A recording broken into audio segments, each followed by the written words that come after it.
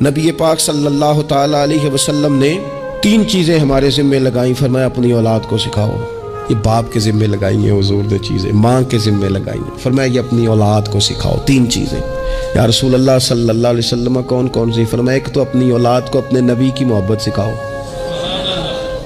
اس کا مطلب ہے ابا کو نعت پڑھنی چاہیے نا، اس کا مطلب ہے اماں کو نعت آنی چاہیے نا، اس کا مطلب ہے حضور کے قصیدے یاد ہونے چاہیے نا، اس کا مطلب ہے نا کبھی بازو تھام کے باپ کا ہے نا پتر چل آج فلان جگہ تجھے لے جاؤں، وہاں مدینے والے کی باتیں ہوں گی۔